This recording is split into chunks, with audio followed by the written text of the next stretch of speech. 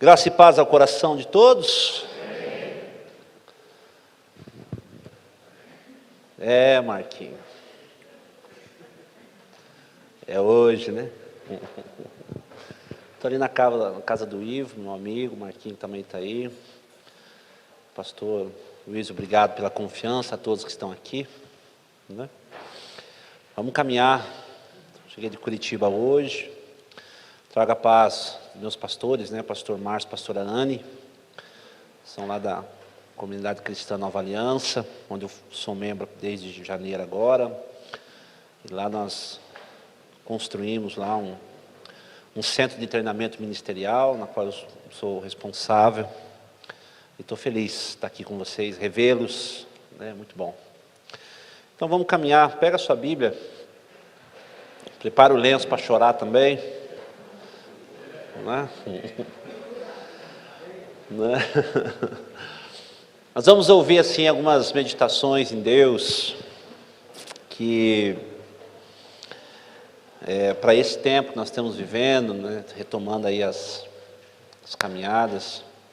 Eu trabalho, né, na área de aconselhamento, cura já há um bom tempo e mesmo com a pandemia não parei, né? Nós desenvolvemos muito trabalho. E como eu tenho visto, né, gente doida, eu trabalho com gente doida, né, para nós, assim, para mim, quanto mais doida, mais macumbada, mais estragada tiver, melhor, né? Faço minhas palavras de Caleb, né, os gigantes para nós são como vitaminas. Então, quanto mais, assim, envergada tiver o obreiro, melhor. Porque nós sabemos, assim, que Deus não pisa a cana trilhada e nem apaga o pavio que fumega, né? Pode abaixar um pouquinho aí que eu já vou dar uns gritos aqui. Pega a sua Bíblia, abra lá em Gênesis capítulo 2. Quero compartilhar com vocês alguns ensinos. Gênesis 2. Eu tenho estudado esses 2 últimos anos muito o capítulo 1 e 2 de Gênesis. E tenho achado assim, puxa vida, ensinos extraordinários. Eu quero compartilhar um pouquinho disso com vocês, né? Gênesis 2:18, você vai ler assim: disse mais o Senhor Deus, não é bom que o homem viva só. Ou, não é bom, pode abaixar. Não é bom que o homem esteja só isso aí. Quero compartilhar com vocês a respeito disso que o pastor colocou, esse conceito da saúde emocional. E nós temos também, quando nós estudamos Deus, tenho feito assim muitas incisões nessa área da personalidade, do caráter de Deus através das situações. E você vai perceber, quando você estuda Gênesis, você vai ver que Deus falou lá, se eu não estiver enganado, 7 ou 10 vezes, ele diz assim: e viu Deus que era bom. E viu Deus que era bom, primeiro dia. E viu Deus que era bom, segundo dia. E fez os céus, os luminares. Mas Deus, a Bíblia diz que tudo que Deus faz é bom. Mas Deus colocou uma sentença na Bíblia e disse uma única coisa que Ele disse que não é bom: que nós estejamos sós. No contexto você vai ver que Ele cria a esposa, mas quando você vai ver a palavra no original, né, quando você vê a intenção, não só da fala de Deus, mas da escrita, na etimologia da palavra, você vai ver que Deus está dizendo que é um absurdo, é ruim, é inaceitável que uma pessoa ande sozinha. Você vai ver essa lei assim mais respaldada em Provérbios 18:1. Salomão escreveu, disse assim: olha, o cara que anda sozinho, a pessoa que se isola, ele é louco, ele é suicida. Diz assim, aquele que se isola, peca, insurge-se, se levanta, se rebelia, até mesmo contra ele mesmo, contra a própria sabedoria e entendimento. E, biblicamente, nós vamos caminhar e perceber, quero contar aqui para vocês a história de 2 personagens, que você vai perceber esse sentido de que quanto mais a pessoa, ela se isola, quanto mais, assim, ela vai se fechando, porque há uma diferença entre você ficar sozinho e você estar sozinho. Tem diferença. Um é relacional, o outro é intencional. Então, quando você vê assim, Jesus se retirava, né, só para orar, né, isso era intencional. Ele tinha a intenção de, puxa vida, eu quero ficar um tempo sozinho. Isso é saudável. Agora, quando você não vai ver em nenhum momento, né, até mesmo na vida de Cristo, de Jesus, ele escolher andar sozinho. Você não vai ver. Porque o princípio bíblico, até mesmo de criação, é que o homem se relacione. A saúde emocional de uma pessoa está atrelado ao nível de relacionamento e vínculo que ela gera durante a vida dela. Então, biblicamente, nós vamos achar 5 níveis de relacionamento. Então, nós temos o nível de relacionamento da multidão, o nível de relacionamento dos 70, o nível de relacionamento dos 12, o nível de relacionamento dos 3 e o nível de relacionamento daquele que inclina o coração, a cabeça no seu coração, na qual o próprio Cristo confiou a família, que foi João. Na cruz ele disse, ó mãe, está aqui teu filho, o filho está aqui sua mãe. Mas qual é o papel fundamental de relacionamento? O que traz exatamente esse ponto de um equilíbrio emocional, um equilíbrio biológico, um equilíbrio espiritual, em cima daquilo que eu entendo que é saudável. Biblicamente, a Bíblia estabelece que não tem casamento perfeito, tem um casamento equilibrado, não tem uma igreja perfeita, tem uma igreja equilibrada. Não existe uma finança perfeita, existe uma finança equilibrada, né? Não existe uma vida espiritual perfeita, existe uma vida espiritual equilibrada. Isso você vai ver até na figura da arca do concerto, a arca da aliança, 4 argolas, 4 fala de equilíbrio, 4 fala de você posicionar cargas iguais a todos, porque o próprio Jesus falou, o meu jugo, meu peso não é pesado, né? O meu jugo é suave e o meu fardo é leve. Então, o conceito maior é exatamente esse. Eu preciso, isso é uma lei bíblica, um princípio universal estabelecido lá na criação, eu preciso de pessoas que eu confie e eu preciso que pessoas venham até mim e me exortem. Nós precisamos disso aqui. Eu preciso de um Natan, eu preciso de um Gamaliel, eu preciso de um Pedro, eu preciso de um João, eu preciso de um Jetro, está entendendo? Eu preciso de um Samuel, eu preciso de um pajem de armas, eu preciso de uma Abigail, eu preciso, né, de uma Miriam, eu preciso de pessoas que me cerquem, que eu permita me equilibrar, me equalizar. Quando eu me isolo, isso é princípio até científico, quanto mais eu me isolar, mais maluco eu fico. Com as minhas vozes. Esquizofrenia é o conceito de ouvir vozes.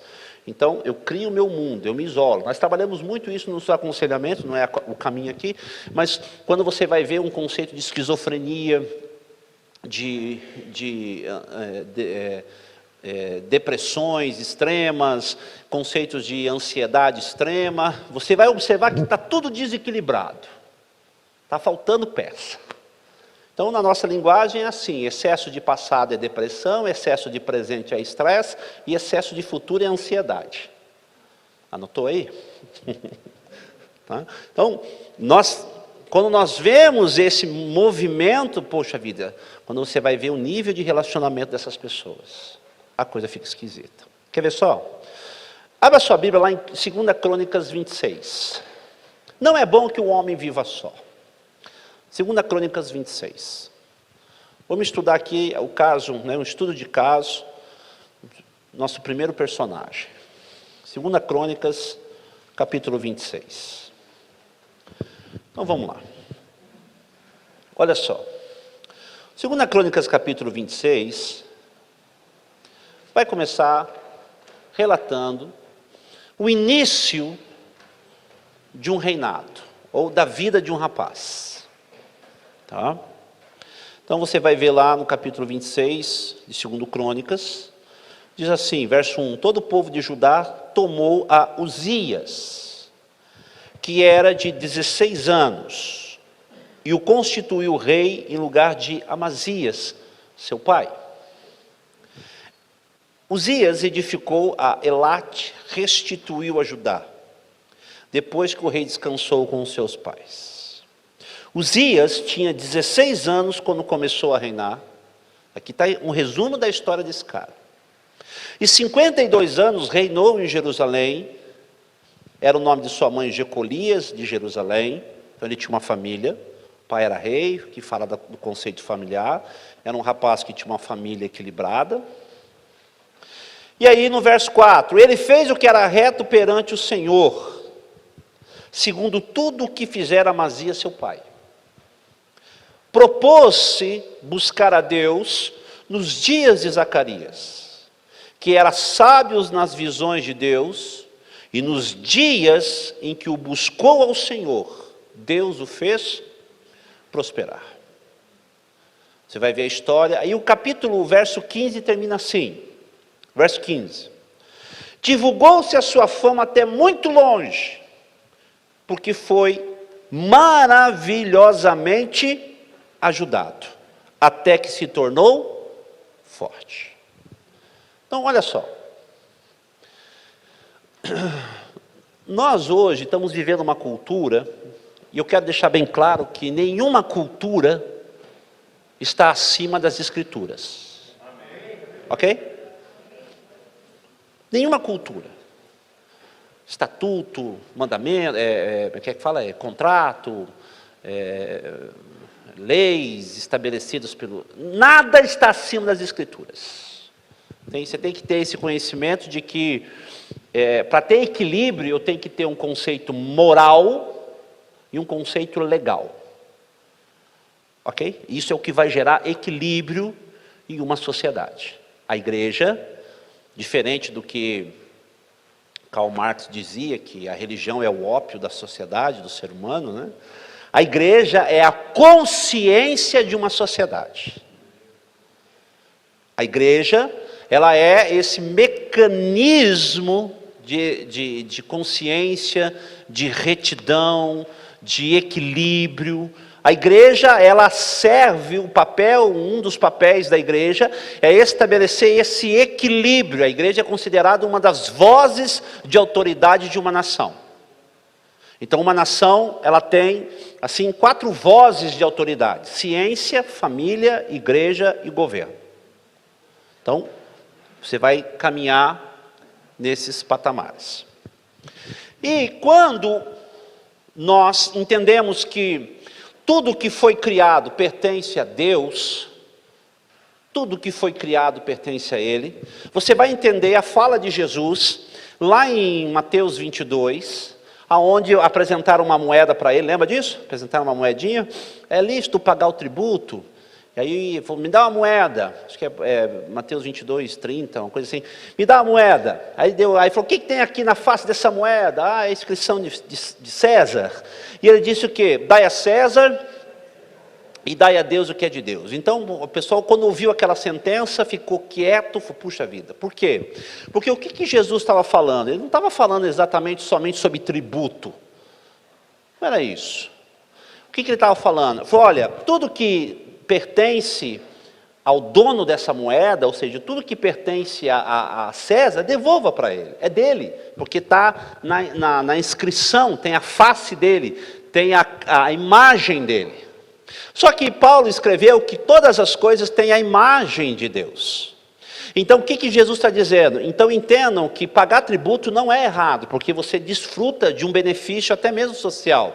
Mas ele está dizendo assim, ó, eu quero que vocês também não só devolvam um tributo, mas que você devolva para Deus a família, que tem a imagem dele, que você devolva para Deus a economia, porque Deus tem a imagem dele, que você devolva a saúde, que você devolva a liderança, que você devolva a cultura, que você devolva a filosofia, que você devolva a história, a arte, a beleza, a música, a verdade, a justiça, os 3 poderes constituídos, tudo isso devolva para ele. E aonde nós vamos entrar para que isso seja feito? Igreja. E a igreja é constituída de quê? De família. Então nós temos que devolver a família, as bases familiares, novamente para Deus. Daí ao que é do mundo, e o que é Deus, de Deus. Muita gente entende que o mundo é do anticristo. Não é não, queridão, o mundo pertence a Deus, a igreja.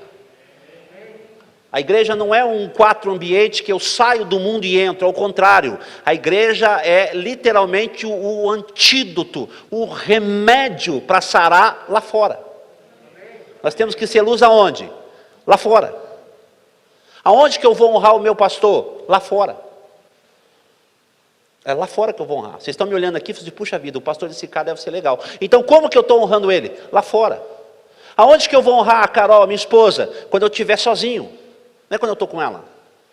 Quando eu estou com ela, eu vou desfrutar da presença dela. Mas quando que eu vou honrá-la? Quando que eu vou ser fiel a ela? Lá fora, quando ninguém está me vendo. Então nós temos que ter esse discernimento. E para que isso aconteça, eu preciso de pessoas. Eu não consigo fazer muita coisa sozinho. Sozinho eu posso ir mais rápido, mas acompanhado eu vou mais longe. E Deus deixou bem claro, não é bom que você faça as coisas sozinho. Está na Bíblia. E Uzias, ele tomou um reino inteiro. Foi dado a ele, um menino com 16 anos de idade. Só que ele foi tão assim inteligente, foi tão bem orientado pelo pai, que ele disse assim, ele fez o que era reto perante o Senhor, porque o seu pai ensinou. O seu pai ensinou. Primeiro ponto que eu quero colocar para ter uma saúde emocional, qual é o verdadeiro papel dos pais sobre os filhos? Nós queremos que os nossos filhos sigam os nossos passos, só que nós não queremos investir o nosso tempo nos passos dos nossos filhos. A flecha, queridão, passa muito mais tempo dentro da aljava. Quem dá uma direção, um norte, um destino, um propósito, uma identidade para os filhos são os pais. Eu só vou tirar a flecha da minha aljava e entesar o meu arco quando eu definir literalmente o rumo que os meus filhos irão tomar. Os filhos são como flecha na mão do valente. Então, primeiro ponto para eu desenvolver uma saúde emocional é o meu papel dentro da família. O que eu tenho feito para o bem-estar da minha família? Eu não estou falando de comida, eu não estou falando de passear, não estou falando de roupa, isso não é mais que a sua obrigação. Eu estou falando de posicionamento de caráter, de ensinos, de valores. Ou você ainda é adepto daquilo, faço o que eu digo, mas não faço o que eu faço? Isso é coisa do Satanás, um negócio desse. Os primeiros discipuladores dos nossos filhos são os pais. Aqueles que vão orientar os conceitos dos nossos filhos, somos nós os pais. Quando eu dou tudo para um filho, eu inibo ele de sofrer reveses. Quando o primeiro não que ele receber, ele vai entrar em crise. Quando eu não dou tudo, quando eu não consigo suprir o que ele quer, eu também vou embutir nele uma insuficiência, uma incapacidade. Eu tenho que manter o equilíbrio. Então Uzias assumiu esse reino, só que Uzias, esse menino, oxalá assim que, eu sou muito a favor, pastorzão, que toda igreja tem que ter, não é departamento, que quem tem departamento é a Havan, a igreja tem que ter ministério. Me ajuda, a Bíblia não fala de departamento, a Bíblia fala de ministério. Não é assim? Ministério de consolidação, economia, não é departamento. Então toda igreja tem que ter 2 ministérios muito fortes, ensino e aconselhamento. Não é porque eu trabalho na área não, é porque tem que ter mesmo. Ensino e aconselhamento. A igreja que investir agora, desses anos para frente, em escolas, professores, formação pedagógica, formação de ensino, não somente bíblico, mas de vida, de conceitos de vida, essa igreja ela está 20 passos à frente dessas outras, principalmente agora, depois que essa nuvem negra está indo embora. Igrejas que vão investir pesado em ensino e aconselhamento, porque essa turma está saindo agora das casas, está saindo debaixo da cama, porque ficou 2 anos fechado, enrolado no álcool, lá nos pacotes, e estão saindo lá, os caras estão doidos, os caras estão malucos. E eles vêm para a igreja e vão achar ainda mais pastorado, mais doido, mais maluca. Porque agora os pastores, Ivo, quer sair correndo, fazendo pregação, congresso, e vamos, não, tem que curar essa turma. A minha demanda cresceu 230% em menos de um ano. Tem gente, eu atendo gente vindo do país todo. Ontem eu passei o dia atendendo 2 pastores que vieram de Cascavel. Os caras estão doidos, o pessoal não sabe o que fazer. Tem pais que só foi conhecer o filho agora, quando ficou fechado dentro de casa. Tem mãe que só descobriu que o filho come porque agora ficou fechado dentro de casa. E o que foi que Deus fez? Deus fez, colocou todo mundo trancado para colocar a cabeça no lugar. Porque a coisa estava tão desregrada, tão maluca, estava um negócio tão esquisito, que Deus pegou e fechou tudo. Pronto, fica aí. Senta aí. Tem pai que foi conhecer o filho agora. Nossa, meu filho come arroz e feijão. O que Uzias fez? Foi atrás de um discipulador.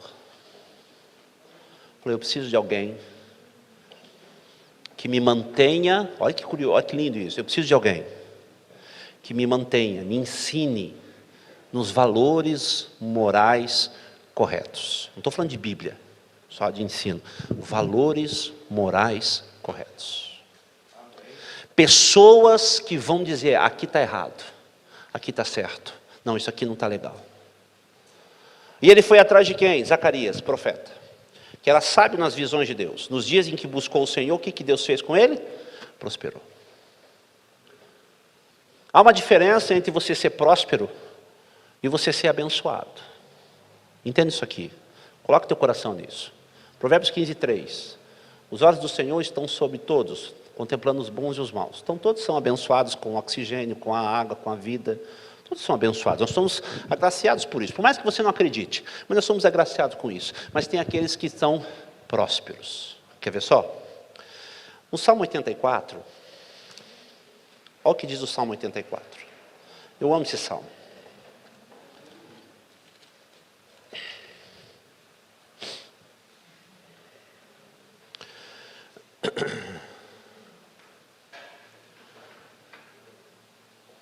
Olha o que diz o Salmo 84.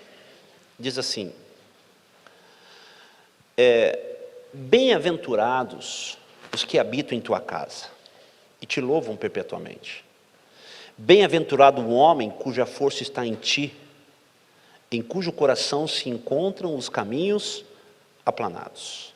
Mesmo que ele passe pelo vale árido, ele vai fazer deles mananciais de bênçãos e cobre com a primeira chuva. Vão indo de força em força, cada um deles diante de Deus do Sião. O Deus de Israel escuta a minha oração. Você é uma pessoa abençoada, é próspera. Tudo que ele põe a mão, prospera. É bem diferente. Então, o primeiro ponto que Uzias estabeleceu para ele ter esse equilíbrio foi: eu preciso de alguém que me conduza.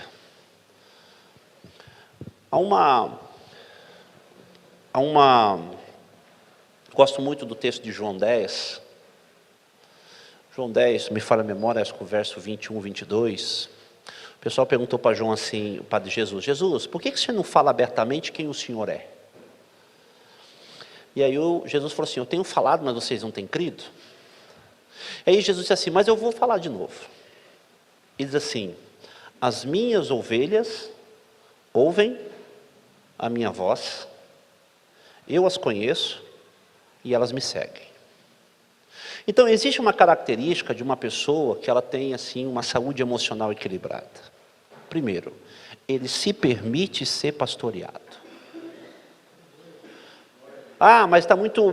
Não, então tira a palavra pastoreado. Ele se permite ser ensinado. Ele se permite ser conduzido. Ele se permite ser admoestado. Ele se permite ser orientado. Ele se permite ser corrigido. Quando eu não me permito ser corrigido, ser orientado, discipulado, a Bíblia diz que as minhas portas são queimadas a fogo e os meus muros são destruídos, que é o conceito de Jerusalém em Neemias.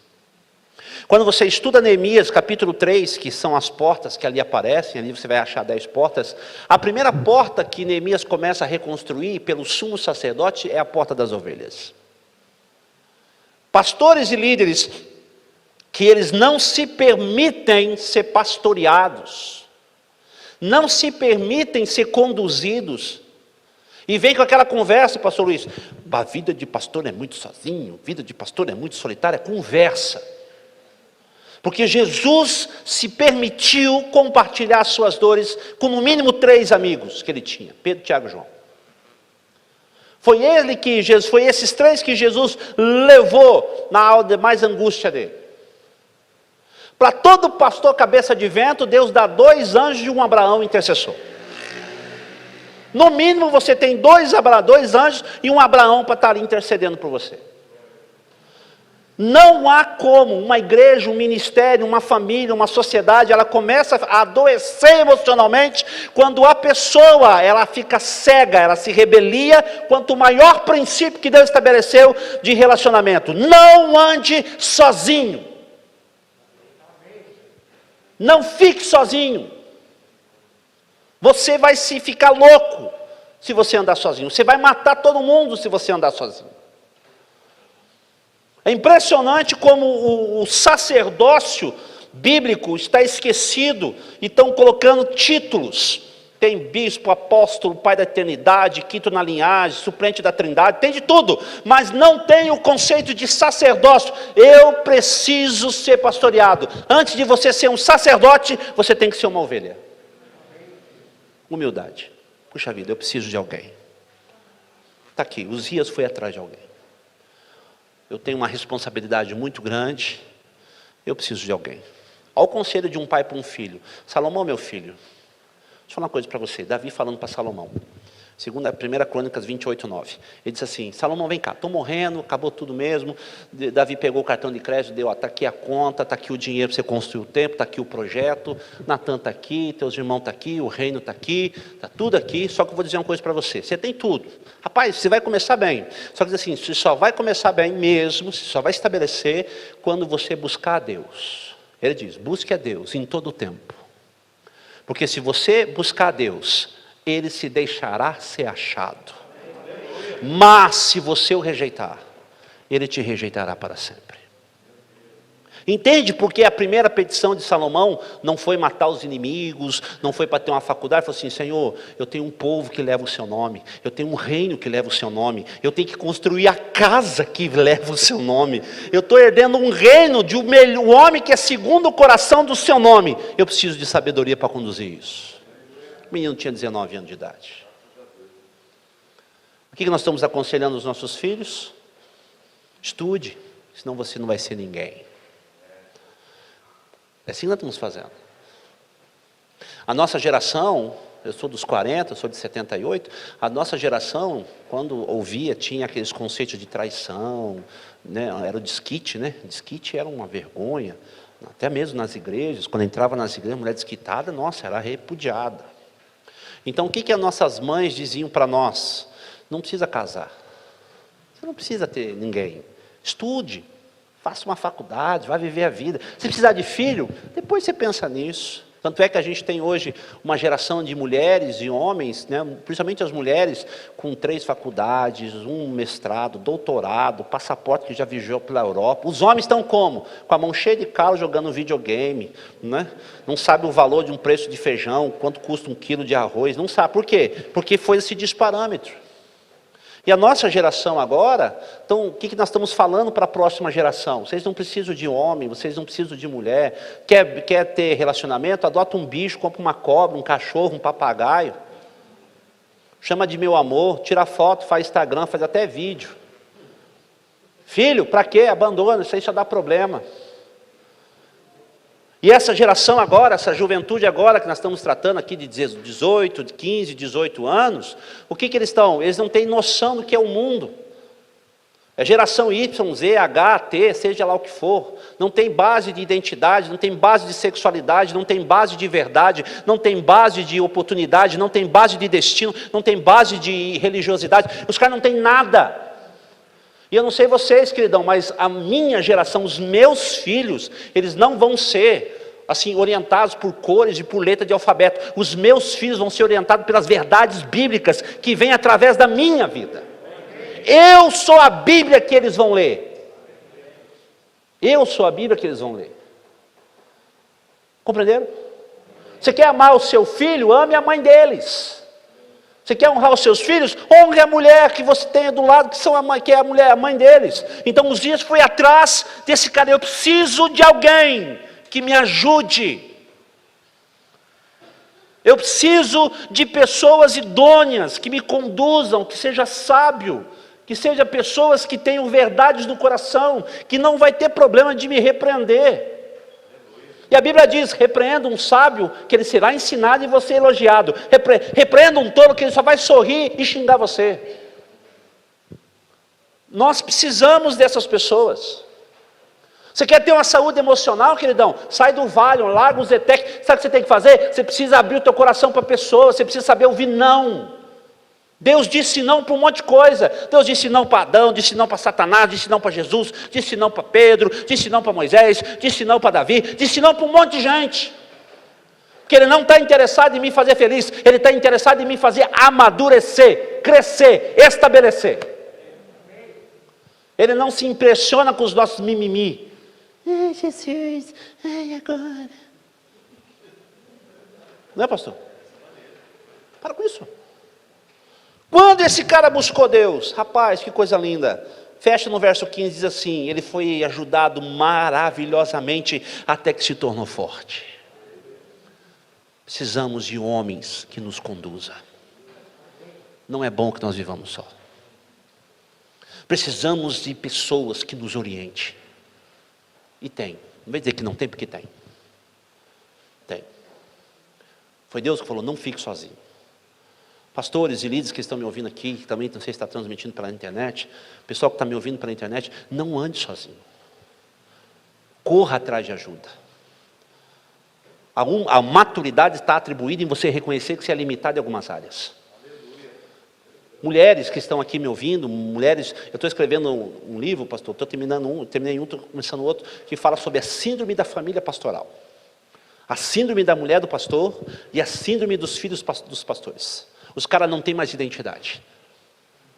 Você não pode errar, você não pode chorar. Eu com a minha esposa e mais a minha equipe lá, atendemos mulheres de pastoras lá, eu conheço mulheres de pastores que tentaram suicídio 3 vezes. E a mesma conversa, ninguém me escuta. Eu não tenho ninguém para me... Quando chega na sala para mim lá e diz assim, ai, eu não tenho ninguém para me ouvir, aí eu já atropelo. Falo, para, porque já começou errado. Não, mas não tem. Lógico que tem. Ah, mas se aí tem aquela velha história, se eu falar vai virar sermão de domingo, queridona, para com isso. Não peque pelo pecado dos outros. Não jogue sobre as pessoas as suas frustrações. Pare de ficar procurando culpados para as suas frustrações e os seus erros. Porque quando eu não acho culpados, eu me suicido. Foi isso que Judas fez. Ele foi atrás de culpado. Foram vocês que me induziram. Não fomos nós. Então ele vai lá e se mata. Quando você estabelece essa verdade no seu coração de que eu preciso de pessoas sábias que me conduzam, Deus vai me fazer prosperar. Ele vai me conduzir. E como é bom nós termos líderes, pastores, igrejas, ministérios que têm caminhado nessas áreas. Nós temos até mesmo, a gente tem isso, nós temos até, dentro da igreja, nós temos 3 igrejas, dentro da igreja. Tem a igreja de instituição, aí tem a igreja dos fracassados, a igreja dos murmuradores e a igreja dos desolados.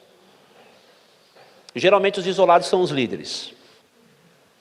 Ninguém me escuta, ninguém me entende, ninguém é sábio o suficiente. Uzias cresceu. Mas olha o perigo de você crescer e não manter um discipulador. Verso 16 começa assim: mas, havendo-se já o quê?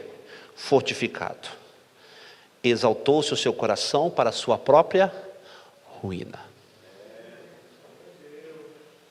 Está aqui. Não preciso mais. Já estou bom. Compreendeu? Quando, irmãos, assim, deixa eu falar uma coisa para vocês. Quando Deus, assim, precisa colocar lepra na sua testa, para você enxergar quem você é, você já abandonou o caminho da vida há muito tempo. A Bíblia diz assim: um homem sábio sobe pelo caminho da vida, um homem tolo desce pelo caminho da morte. E qual é o caminho da vida? Vê se você não está nesse caminho da vida ou se você está no caminho da morte. Vê se já não tem lepra na sua testa.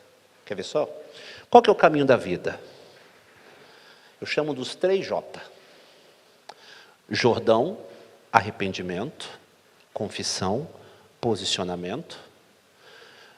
Jericó, tratamento de feridas, tratamento de fortalezas, tratamento, exposições, cura. Jerusalém, morada de Deus. Esse é o caminho da vida. O que é o caminho da morte? Descia um homem de Jerusalém para Jericó. E no meio do caminho ele foi assaltado. São líderes e pastores e pessoas que estão me ouvindo, que passaram por esse processo, foram maravilhosamente ajudados, conduzidos, orientados, discipulados, tratados, só que quando chegou lá no auge, se ensoberbeceu. Eu não preciso mais. Então o que acontece? Vem o Icabode, ele começa a descer o caminho da morte. Então, quando você está nessa situação, a Bíblia diz que a culpa não é de ninguém, é de quem? Sua, para a sua própria ruína. Aí entra as fobias, as loucuras, os achismos, as ansiedades, os medicamentos, porque vão fazer, porque vão me levar, porque a pessoa passa a ser incorrigível. Tanto é fato que quando eu deixo as pessoas que vão me ajudar, que vão me aconselhar, o que eu vou fazer? Eu vou entrar em áreas que não são minhas. A Bíblia diz ali, ele entrou no templo para queimar incenso no altar. Esse não é o papel de um rei. O papel do rei é julgar. A Bíblia diz, o rei quando senta para julgar já sabe o que está acontecendo. O papel do sacerdote é ministrar. Cada um no seu quadrado. Cada um estabelece o seu valor. Tem maridos hoje que estão tratando as esposas como se fossem objetos. Cobram das esposas que as esposas sejam sábias. Gritam, escrevem até na parede, Provérbios 14:1, Marquinhos. Você tem que ser sábia, porque a sabedoria edifica a casa. Só que tem um detalhe, queridão, que para que a sua esposa seja sábia, escuta aqui, você tem que ser justo. Quem é que vai proporcionar um ambiente de justiça para que a sabedoria se exalte? O homem. Quem é que vai estabelecer o conceito de justiça para que a mulher desenvolva o seu ministério? O homem.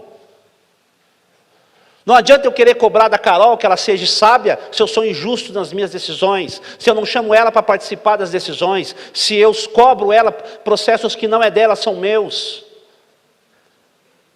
Quando eu vivo assim, nós temos uma frase assim, pastor Luiz, que quando o homem não ouve o Espírito de Deus, ouça pelo menos a esposa.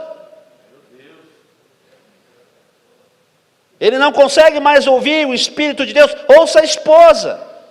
Quando o cara não consegue nem ouvir aquela que ele vê todo dia, que anda com ele todo dia, eu não vou ouvir essa pessoa. Pastores que não honram as suas esposas, num conceito correto, equilibrado, ele não tem autoridade para falar de Jesus para ninguém, porque o princípio maior da igreja é família. Como que eu vou ouvir um cara falar do amor de Deus se ele não ama aquilo que Deus mais ama, que é a família? Esse cara precisa ser corrigido, precisa ser parado. A lepra está crescendo na testa dele.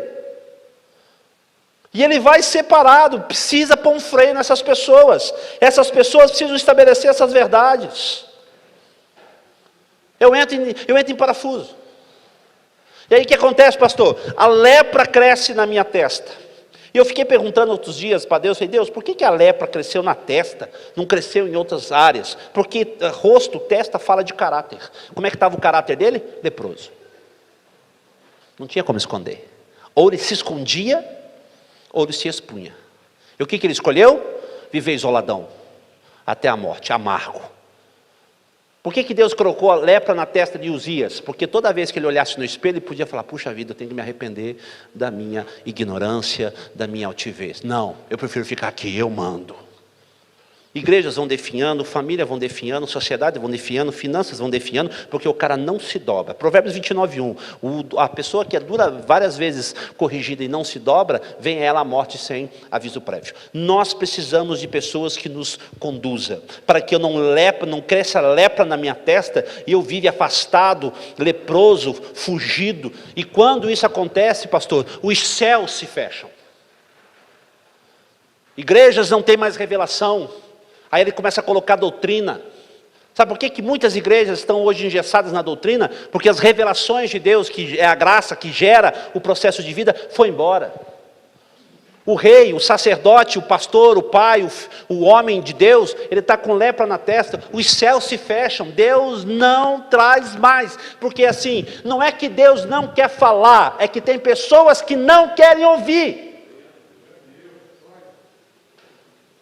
Não é Deus que, não somos assim, não é Deus que diz o porquê, somos nós que não perguntamos o quê. Então como é que Deus não quer falar mais? É que as pessoas não estão dispostas mais a ouvir.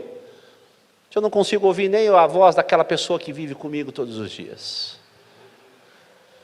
Uzias representa essa pessoa que teve um crescimento muito bom, mas ficou maluco, ficou doido. Ninguém me entende, ninguém me compreende. Já viu isso, pastor? Esses aconselhamentos, ninguém me ouve. Teve um apóstolo mesmo, uma igreja muito grande aí no país, e ele me procurou. Ele disse assim para mim, eu quero ser atendido por você, mas assim, que ninguém saiba que eu estou sendo atendido. Isso por telefone, Marquinho, por telefone. Eu falei, apóstolo, com todo respeito, né? Eu não conheço, estou conversando. Mas assim, deixa eu falar uma coisa para o senhor. No mínimo, 4 pessoas vão saber que você tem que ser atendido. Ele falou, quem? Sua mulher, sua liderança, seus filhos e os intercessores da sala. Ah, se for assim eu não quero. Então, passa bem. Eu não te atendo. O que esse cara quer? Aliviar a consciência. Não, eu não atendo assim, não funciona assim. Então, há uma diferença entre eu me arrepender e eu me convencer que eu preciso me arrepender.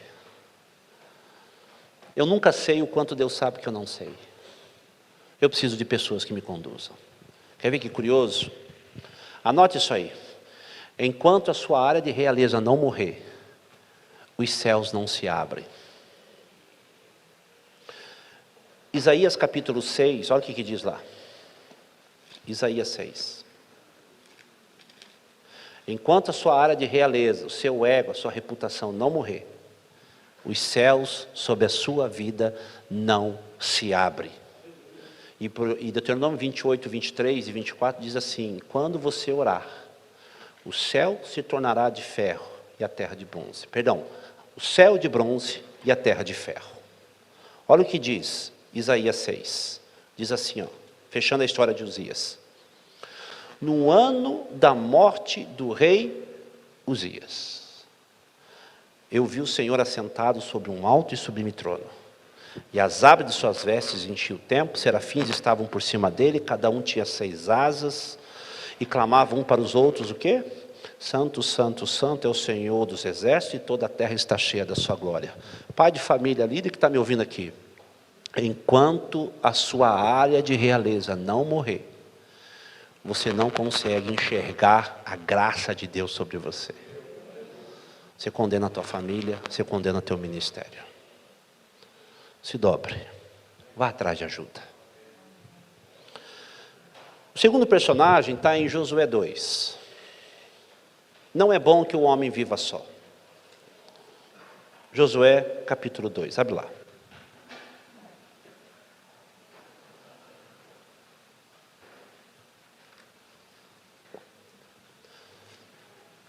Vocês já devem ter lido essa história muitas vezes. Josué 2. Baseado em não é bom que o homem viva só, Gênesis 2,18, sobre esse conceito de emocional. Olha o que diz a Bíblia. Conta a história de Raabe, a prostituta.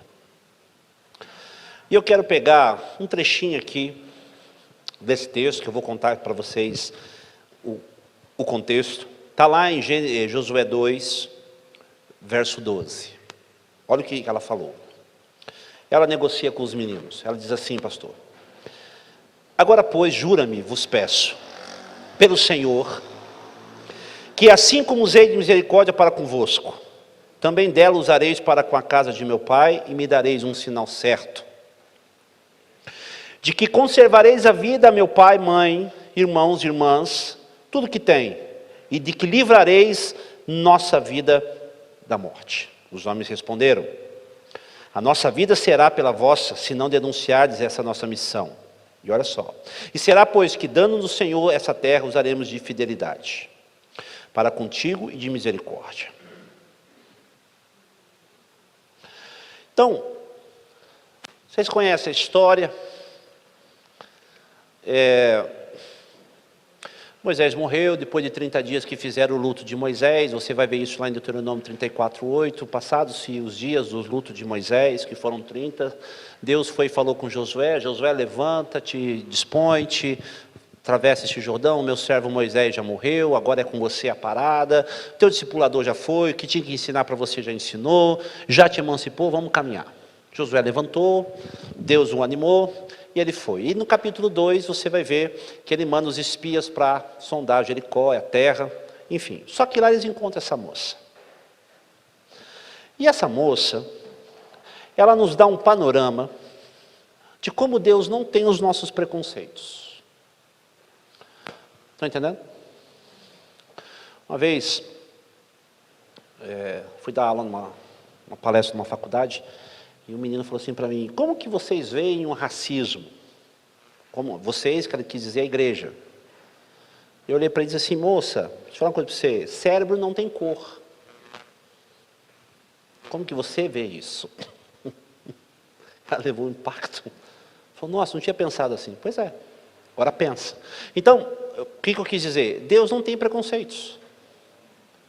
Deus não tem assim uma escala de valores que nós temos. Ao contrário, a escala de valores dele é totalmente oposta à nossa, muito mais elevada.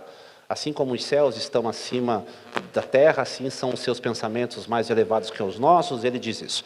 Enfim, quando você observa essa moça, e a Bíblia a classifica como uma prostituta, e quando nós falamos de prostituição, nós podemos falar de vários valores, não só no conceito sexual, mas fala de trocar, você baratear algo que não tem valor e nem preço, é você menosprezar algo que é somente seu e passar para o outro. O conceito maior de prostituição, assim, na palavra mais aprofundada, é que todos podem ter o que você tem, aquilo que é só seu, você passa para todo mundo.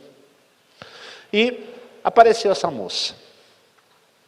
E aí, quando você vai ver o discurso dela, você vai perceber que antes dela dar esse discurso, Raabe pega esses meninos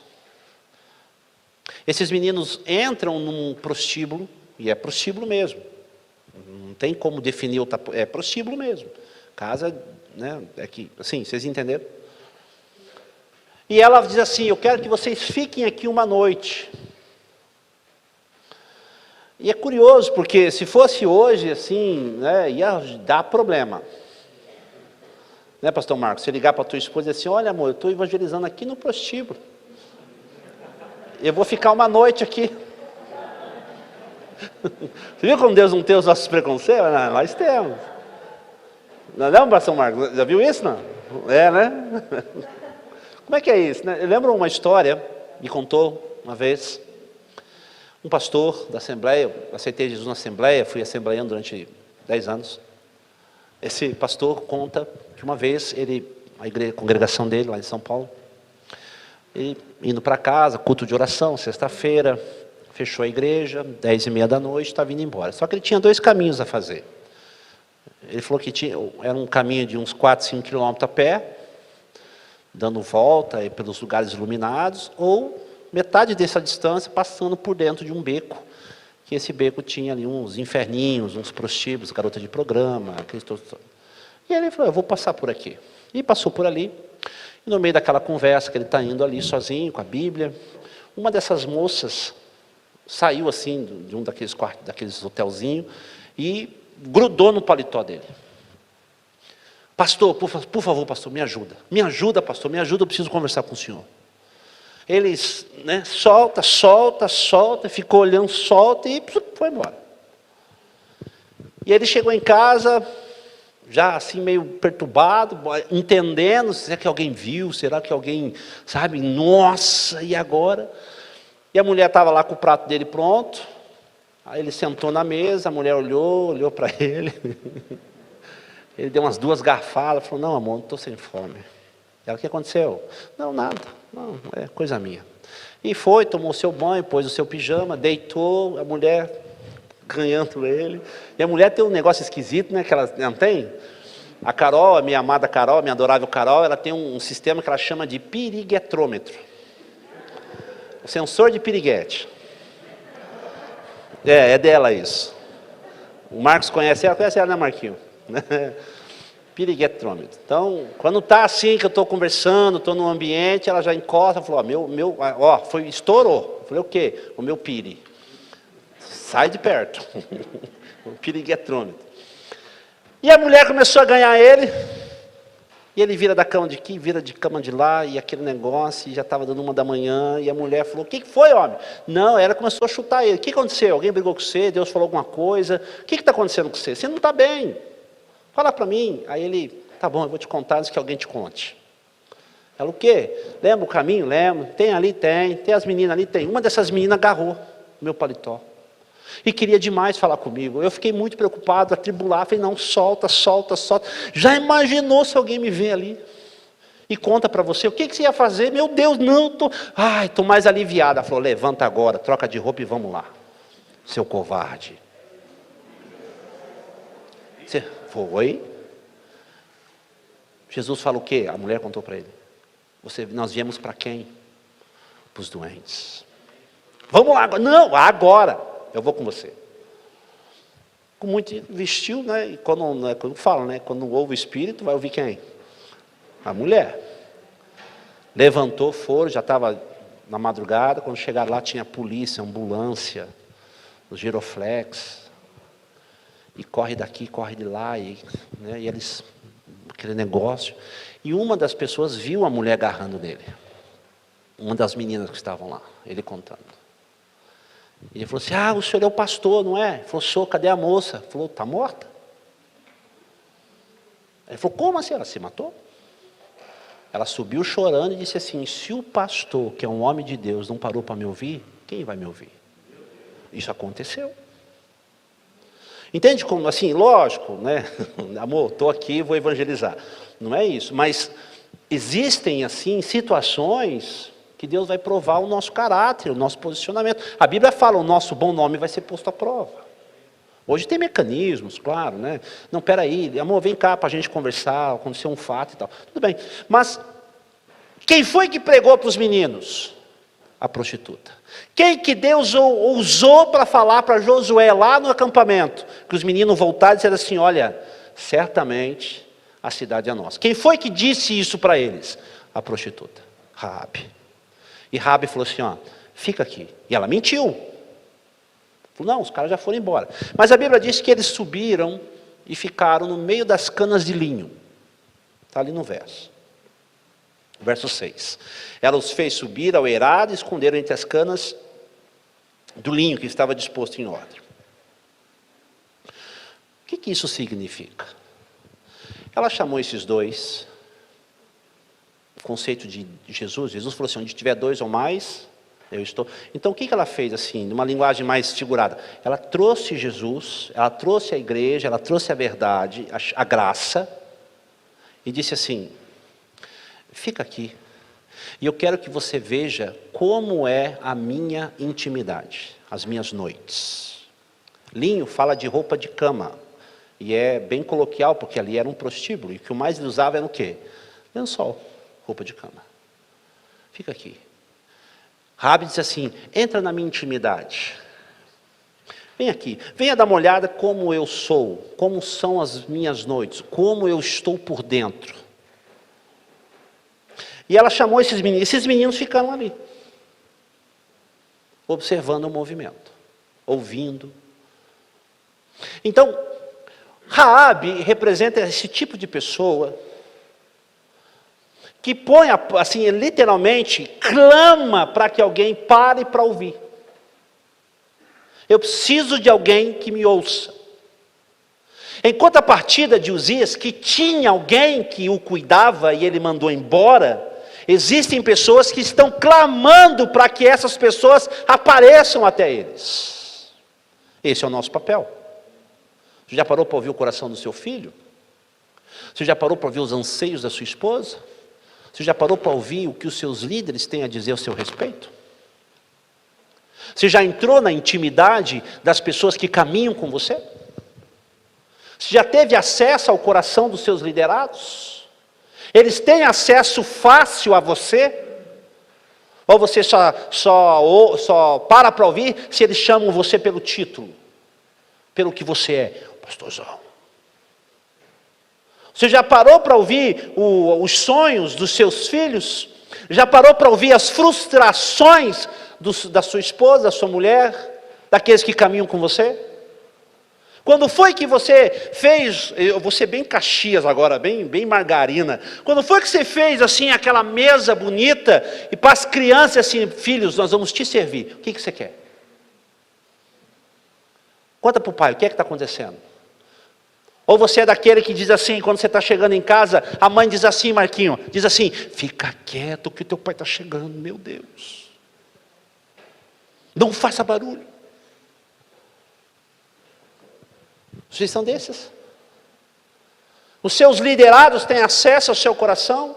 Você é aquela pessoa que diz assim, puxa vida, deixa eu compartilhar com você um negócio aqui. Quando a sua esposa, ela chega para você e diz assim, dá para você me ouvir um pouquinho? Estou triste com isso aqui. Você fez assim aquele dia, eu não gostei. Dá para você arrumar? Raabe representa essas pessoas que estão clamando para não andar só. Eu preciso, alguém para me ouvir.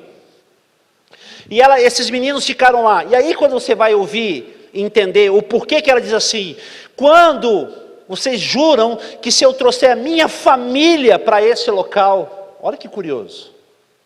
Vocês garantem a salvação deles? O que essa menina fez? Nós garantimos, só que eles têm que estar aqui dentro.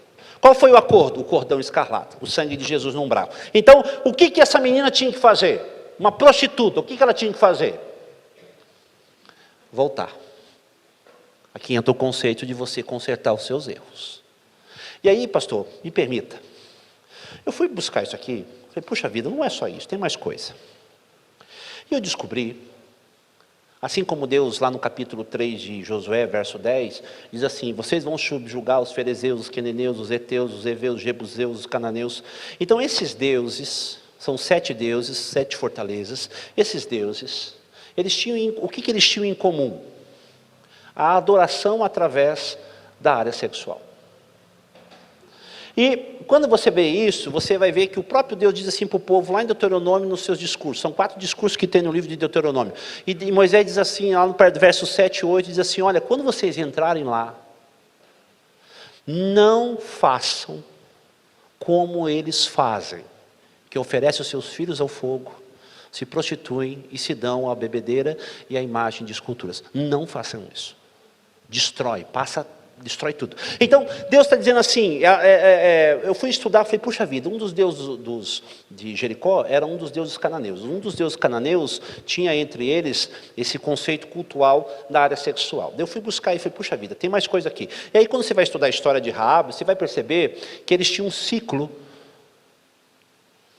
que aquelas meninas, todo pai que tinha lá os filhos, os homens iam para o exército, trabalhavam, mas as meninas, as mais bonitas, eram selecionadas para ir servir nesse templo.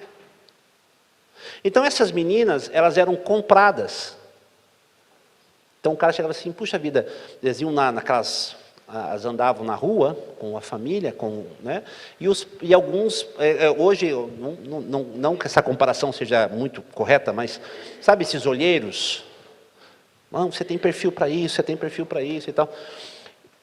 Chegava assim, puxa filha, sua filha, você não quer nos servir a Deus, servir no Deus lá no templo? Isso para os pais eram algo assim, puxa, meus pais, minha filha está servindo no templo. E o pai de Raabe fez o quê? Pode ir. Vendeu ela. Só que elas iam para esse templo sempre depois da primeira menstruação, que aí começavam a vida ativa. E elas iam para esses templos servir. Só que lá na altura da caminhada, essas meninas eram abusadas lá dentro. E elas ficavam lá dentro. E elas não saíam mais. Elas tinham essa cultura de que iam servir ali até o fim dos seus dias. Só que essas meninas iam crescendo. E quando chegavam na idade de 30 anos, elas eram descartadas. Porque apareciam mais meninas. E qual era a única profissão que ela aprendeu? Servir os homens. Raabe foi, estabeleceu o quê? Assim, de certa forma, em cima da muralha era uma casa de refúgio, fosse uma pensão. E o que ela abrigava lá? Essas mulheres que saíam desses locais, que não podiam voltar para casa. Raabe, ela diz assim, se deu notícia ao rei de Jericó, ela diz assim, olha, lá no verso 7, 8, diz assim, olha, deixa eu falar uma coisa para vocês, eu sei o que vocês fizeram, eu tenho ouvido as notícias, lá no verso 10 diz assim, porque tem-se ouvido que o Senhor secou as águas do Mar Vermelho, diante de vós, quando saíram do Egito, fez o que fez aos reus, Sem e Og, e que estava além do Jordão, e ouvindo isso, todo mundo aqui desmaiou, menos eu. Por quê? Porque eu encontrei aquele que me ouve. Compreendeu? Quando ela soube que esses meninos estavam ali, o que ele fez? Agarrou, escondeu, falou, não saiam daqui, eu quero conversar com vocês, mas antes eu quero que vocês vejam como é a minha vida. Os meninos viram, e ela diz assim,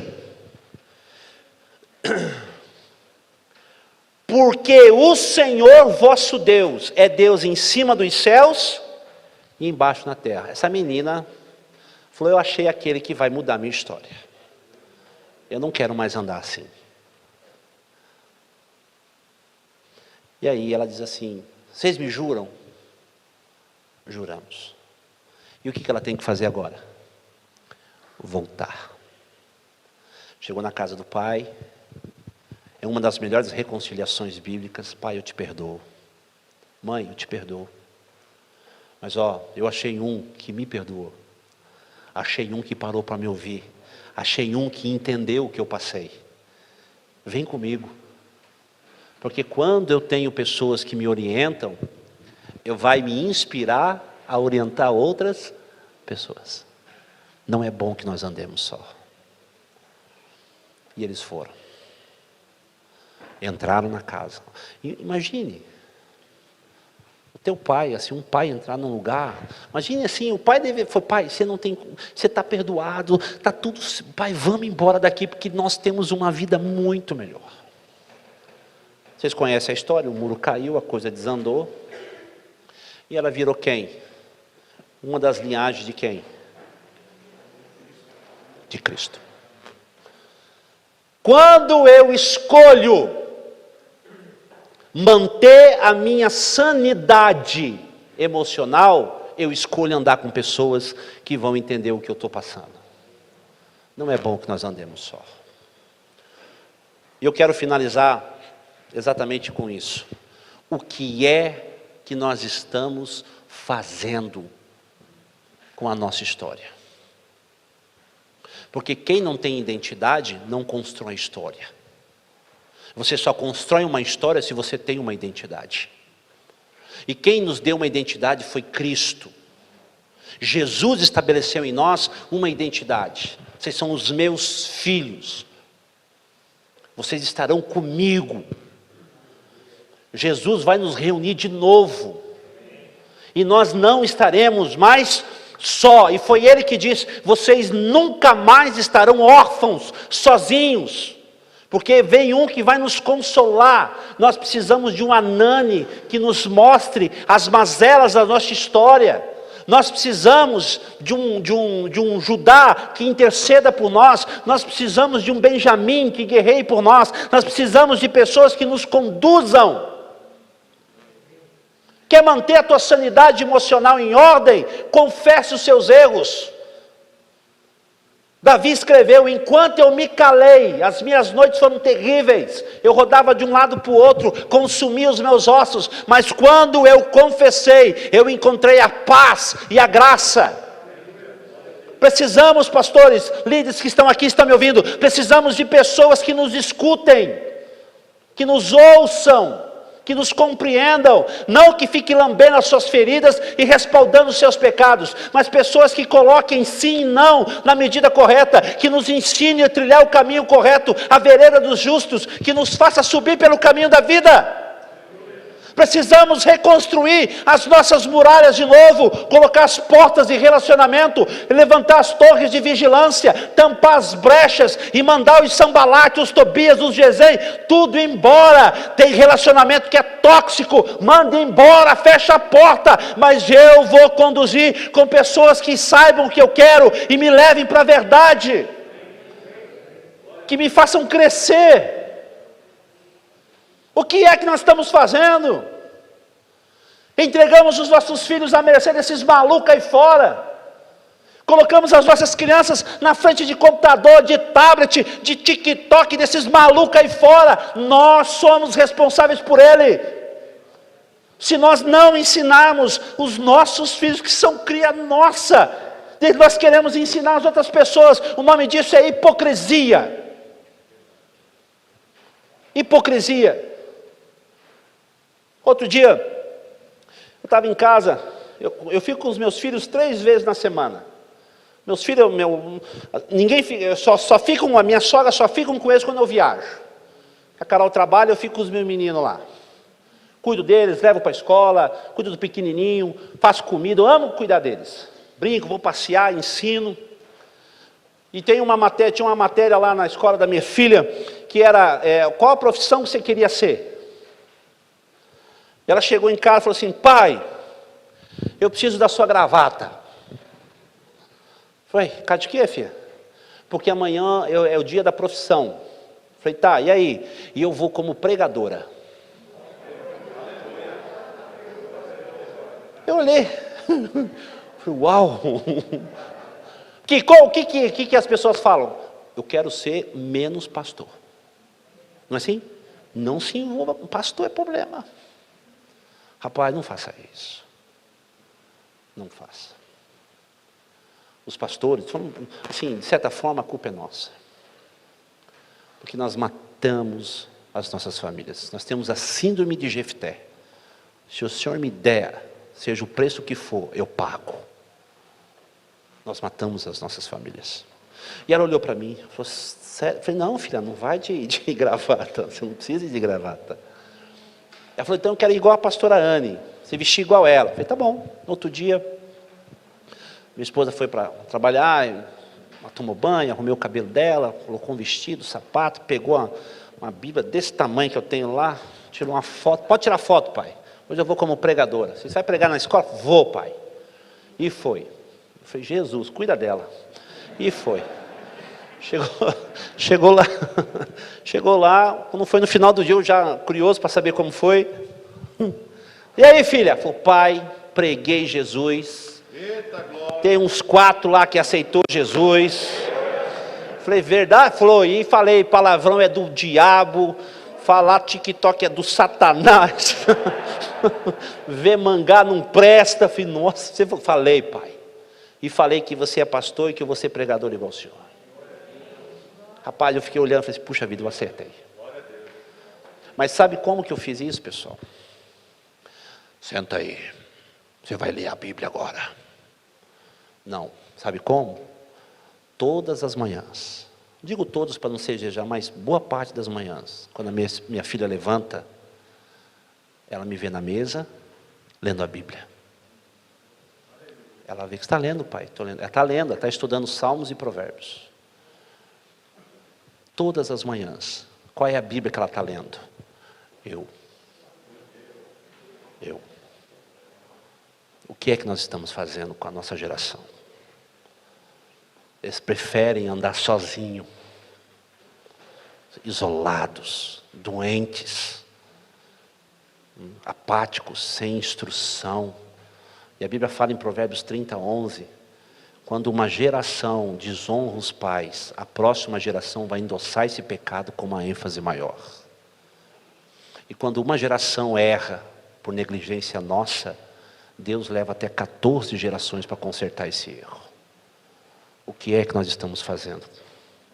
Quando foi que os homens aqui, pai de família, deitaram no colo das suas esposas e disseram assim, ó, cuida de mim hoje aqui. Não, mas eu sou o pastor.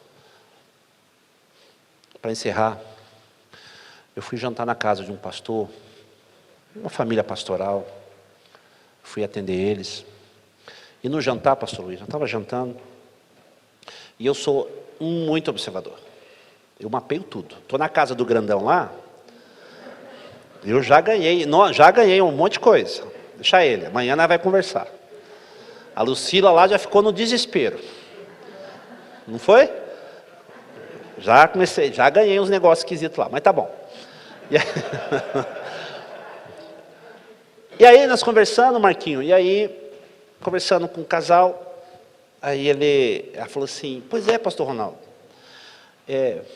amanhã eu e o pastor, nós vamos sair. Eu falei, qual pastor? Ele falou, aqui, meu marido. Eu falei, por que você não chama pelo nome? Ah, não, né, respeito. Ele falou, não faz isso. Aí engoli. Aí foi, não, porque eu e o pastor. Eu falei, qual deles? Porque aqui na mesa tem 4. Não, meu marido, por que você não chama pelo nome? Aí ele, muito sisudo, não, pastor, porque aqui em casa nós temos respeito pelo ministério. Eu falei, me ajuda, não faz isso. Eu sou debochado quando não quero ser. Eu falei, não, me ajuda. Não faz isso não. Não faz isso. Rapaz, é sua mulher. Eu disse assim para ele, pastorzão, antes de o senhor ser pastor num púlpito, o senhor tem que ser marido em casa. Antes de o senhor orientar a juventude da igreja, o senhor tem que conduzir os seus filhos. Antes de o senhor cobrar dízimo lá na igreja, o senhor tem que pagar suas contas. O senhor faz isso? Não. Então o senhor não tem honra nem para ser chamado de pastor dentro de casa. Deus sempre vai nos observar assim. Você quer ser tratado como um pastorzão? Beleza? Não tem problema nenhum. Só que o chicote é mais grosso. E a Bíblia diz em Provérbios 20, verso 30, os castigos curam a nossa maldade, e as feridas moldam o nosso caráter. Sabe como que Deus nos corrige? Não é pondo no colo, é nos castigando. Não é bom que nós andemos sós. Eu quero orar com você. Posso, pastor? Aleluia. Posso? Cadê o menino que vai fazer um cremoso aqui? Não é bom que o homem viva só. O que você é? Você é um Uzias que tem lepra na testa? Ou você é uma Raabe que precisa de ajuda e de alguém que te conduza? Você é um Uzias que não aceita repreensão? Ou você é um Raabe, no sentido da palavra, de que precisa reconciliar e liberar perdão? Deus resiste aos soberbos, mas dá graça aos humildes. Se coloque de pé, por favor. Pai, nesta noite, quero entregar todos aqui nas mãos do Teu Espírito Santo. Do menor ao maior. Cada centímetro quadrado dessa igreja. Obrigado porque o Senhor me trouxe para cá. Obrigado pela vida do pastor Luiz, dos líderes. Obrigado por tudo que nós estamos vivendo nesse tempo. Mas Jesus, eu quero te pedir hoje. Nós estamos cansados. Estamos cansados de resistir. Estamos cansados de esconder. Estamos cansados de mostrar aquilo que nós não somos, para provar o que somos. Jesus, obrigado. Obrigado porque o Senhor trouxe pais e mães de família aqui, para nos ouvir. Obrigado, Senhor, porque ficamos tanto tempo fechados dentro de casa, no nosso mundinho, com a síndrome de inferioridade terrível, se achando pequeno aos seus próprios olhos. Mas o Senhor estava nos contemplando. E sim, Senhor, essa nuvem negra está indo embora. O acampamento precisa ser desmontado e precisa caminhar. Mas nós tivemos tempos demais, fechados, entendendo que ninguém mais era capaz de nos compreender. Mas o Senhor deu uma ordem, não é bom que ficamos sozinhos. Nós sentimos falta da comunhão, sentimos falta dos cantores, dos louvores, das mensagens, dos abraços, dos olhares de afeto, dos apertos de mão. Jesus, foi tempos difíceis, mas o Senhor diz, o inverno passou. Já se pode ouvir o canto dos pássaros. Aleluia, Pai. A neve derrete, as flores aparecem. Senhor, estamos vivendo a primavera, um novo ciclo começa. O inverno foi embora. E o Senhor está hoje nos colocando num posicionamento de que existem sim pessoas que podem nos ouvir. Precisamos abrir o nosso coração, precisamos estabelecer algumas verdades, precisamos reconciliar com várias pessoas, eu comigo mesmo, eu com o Senhor, eu com a igreja, eu com o mundo. Senhor, o mundo não nos deve nada, mas nós andamos como se todo mundo nos devesse. O mundo não nos oferece nada, mas andamos como se nós precisássemos provar alguma coisa lá no mundo. Senhor, volta. Olhe com teu olhar. Faço minhas orações de Salomão dizendo que quando o teu povo, Senhor, orasse com os olhos voltados para a tua casa, o Senhor nos traria de volta. O Senhor ia dizer ao sul, não retenha. O Senhor ia dizer ao norte, dá. Pai, nós estamos hoje aqui. Não queremos mais nos olhar no espelho e ver que nós temos lepra na testa, por causa da nossa arrogância, prepotência, egoísmo, rebelião. Matamos os nossos filhos numa verdade que nem nós acreditamos. Posicionamos os nossos cônjuges num posicionamento que nem nós temos. Queremos milagre, mas o nosso caráter não alcança nem sequer a tua misericórdia. Nos ajuda. Pai, a nossa emoção, o nosso emocional te pertence. O Senhor é o equilíbrio do nosso eu. O Senhor é que estabelece a ligação perfeita entre corpo, alma e espírito. A biologia do nosso corpo foi o Senhor que desenhou. A tua palavra diz que o Senhor colocou as mãos em cada pedacinho meu. O Senhor teceu cada ponto, cada célula, cada nervo, cada glóbulo, cada litro de sangue, cada centímetro quadrado da minha vida, é seu. O meu cérebro é seu, as minhas emoções, o meu coração, tudo é seu. E eu hoje quero te devolver. Põe a tua marca sobre eles. Levanta líderes com compaixão. Líderes que tenham a visão do teu amor. Pai, nós não queremos voltar para o primeiro amor. Isso não. Sabe o que nós queremos? É viver esse amor que nós nunca vivemos. Queremos novamente que o Senhor venha, nos incomode de uma maneira tão ímpar, que nós não tenhamos paz, enquanto nós não abrimos o nosso coração, não chamar o Senhor para deitar nas nossas misérias, para contemplar as nossas noites. Pecados precisam ser tratados, confessados, redimidos. Homens precisam assumir os seus papéis, mulheres precisam estabelecer as suas verdades, jovens precisam entender que existem limites. Maranata, Senhor. Aleluia, Pai. Maranata. Nós nos esforçamos para criar vestimentas de folha de figueira, Pai, para esconder nossas vergonhas, enquanto ouvimos a sua voz soar no jardim, sendo que nós andávamos nus contigo e nunca nos envergonhamos. O que foi que nós fizemos? Vem, Senhor, vem, Espírito, a todos que estão aqui hoje nos ouvindo, a todos que estão nos vendo, Pai, alcance essa igreja, salve essa cidade. Aleluia, Pai.